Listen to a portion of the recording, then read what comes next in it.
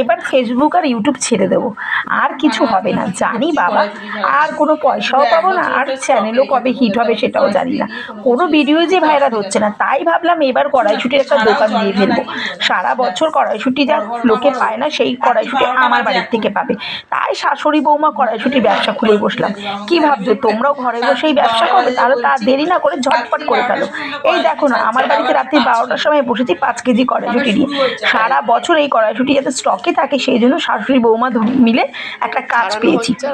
আর সেটা নাকি 100 টাকা কিলো, মানে গরমকালে এটা 100 টাকা কিলোই যাবে। যারা চাইবে কড়াইশুঁটি আমার বাড়িতে চলে আসো, আমি পুরো অ্যাড্রেসটা দিয়ে দেবো। কি এরকমই ভাবছো? আরে না, সে আমি তো মজাই করলাম।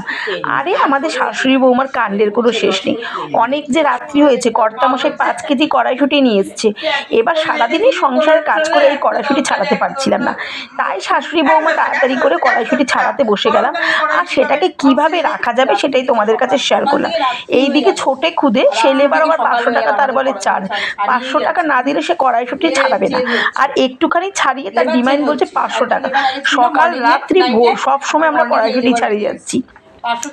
সে বললো আমাকে কড়াইশুঁটি দিতে হলে ছাড়াতে হলে 500 টাকা দিতে হবে, না হলে আমাকে একটা মেকআপ কিট কিনে দিতে হবে। দেখো সে সবে এইটুকু ছাড়িয়েছে, আবার বলে বসলো আমি তো ছোট মানুষ, আমি কি করে এত ছাড়াবো বলো তো, আমার তো হাতগুলো ছোট ছোট। সত্যিই তাই, এরকম মজা নেই আমাদের ফ্যামিলি। তোমাদের যাদের ভিডিওটা ভালো লাগছে অবশ্যই ভালোবাসা দিয়ে যেও।